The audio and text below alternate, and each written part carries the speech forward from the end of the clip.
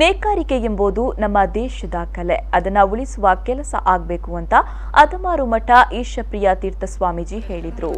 ಅವರು ಕಿನ್ನಿಗೋಳಿಯ ತಾಳಿಪಾಡಿ ನೇಕಾರರ ಸಂಘಕ್ಕೆ ಭೇಟಿ ನೀಡಿ ಮಾತನಾಡಿ, ನಮ್ಮ ಕೆಲಸದಲ್ಲಿ ಸ್ವಂತಿಕೆ ಉಳಿಯಬೇಕು, ಆಗ ಮಾತ್ರ ಗುರಿ ತಲುಪಲು ಸಾಧ್ಯ.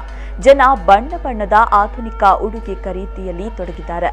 ಎಲ್ಲರ ಮಧ್ಯೆ ನಾನೂ ಕಾಣಬೇಕು ಎಂಬ ಭಾವನೆ ಅವರದ್ದು. ಮೊದಲು ಜನರ ಭಾವನೆಗಳನ್ನು ಬದಲು ಮಾಡಬೇಕು. ಕೈಮಗ್ಗದ ಬಟ್ಟೆಯ ಪ್ರಯೋಜನದ ಬಗ್ಗೆ ಜನರಿಗೆ ತಿಳಿ ಹೇಳಬೇಕು ಎಂದರು.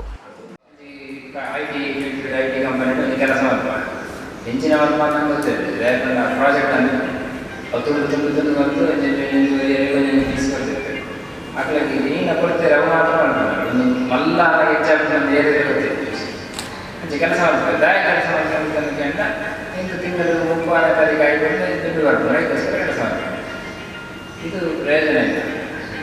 ಮತ್ತೆ ಹೇಗಿರಬೇಕು ನಮ್ಮ ಕೆಲಸಗಳಿರಬೇಕು, ದೇವರ ಕೆಲಸ.